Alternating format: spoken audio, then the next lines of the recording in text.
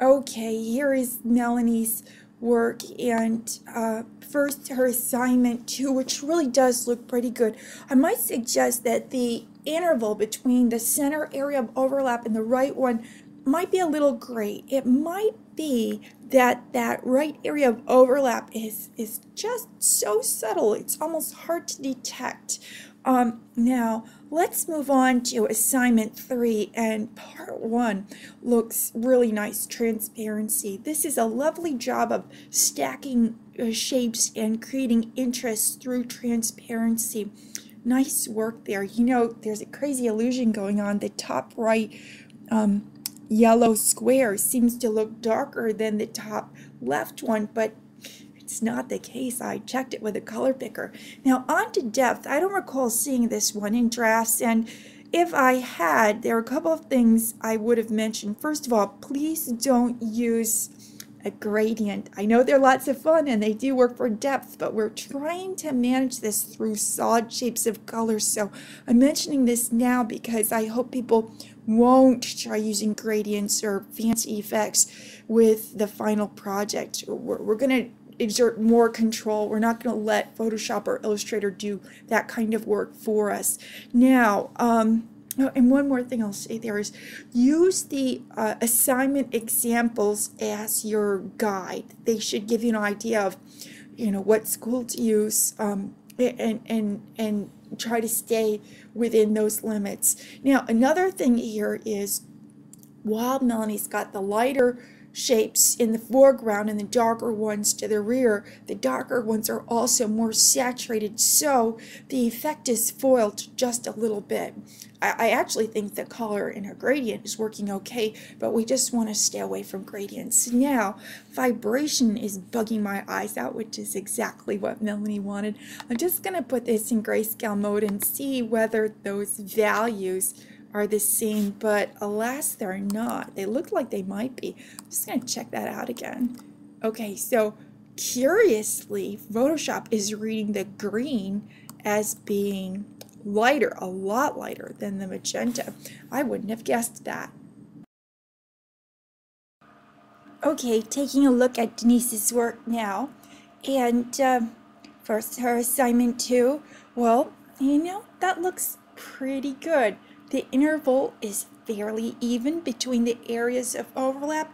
It might be that the middle and the right one favor each other more than the left and the middle, but I think this is pretty good. It looks like you even made the file from scratch, so good for you.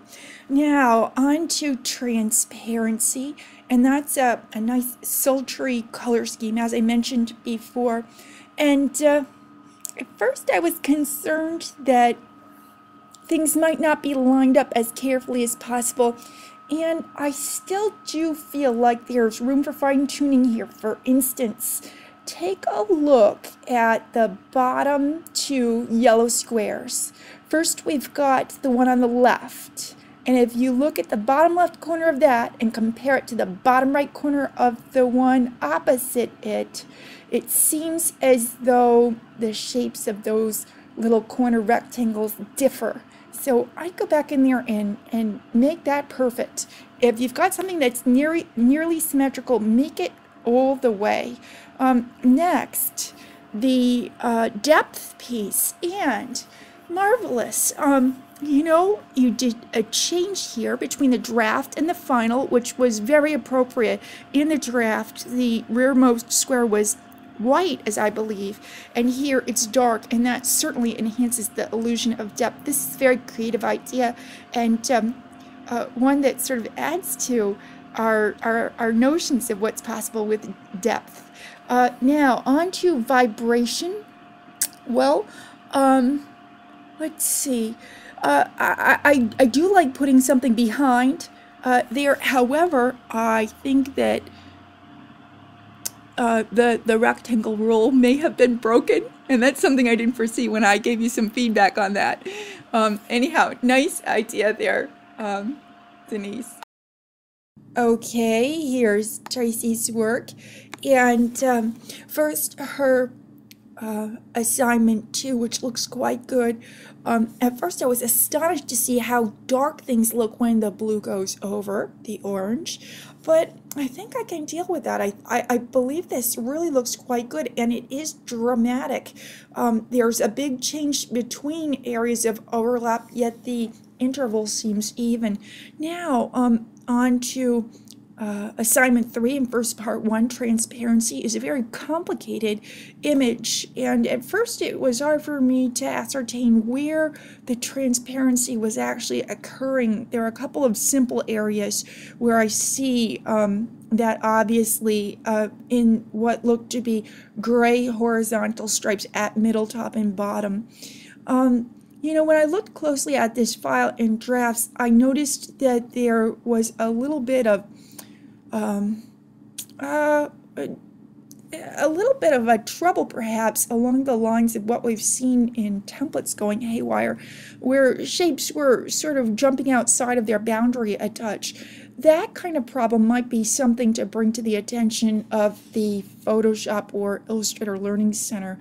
I'm guessing this file was made in Photoshop. I just post the native file and say, hey, you know, what's going on here, or how could I correct this? Now, on to depth. This is a great example of lighter colors coming forward. I believe I tested this back at the time of drafts. I'll just try again. And it does look like, yeah, the yellow areas toward the outside edges are most definitely more saturated as well as lighter in value than what we see toward the center. Now, what we see in the center are colors that are not fully desaturated, so if Tracy wanted to increase the effect, she could desaturate those further. Now, on to vibration. You know, I have a real appreciation for this design. I like the way that there are 2 plus signs that are stacked. There's then a narrow series of shapes. The 2 plus signs again in the narrow vertical array of shapes. I like the system there. Very nice. Now, here she's probably got 3 colors that are predominating: the magenta, the yellow orange, and the green. So I think she's okay. However, you can get the most impact with just a couple of colors, I feel. Once you get more than 2, you're not always seeing a warm against a cool and so on. I'm just going to try image mode grayscale to see how things sit with that value-wise. Now, not all those colors are the same value. For instance, the blue-violet color is quite a lot darker. Now, I would like to call into question the strong black frame here. It is nice that you play around with that, but do you think that it is diminishing the effect of your file? Is it dwarfing the art here? Is a question to consider.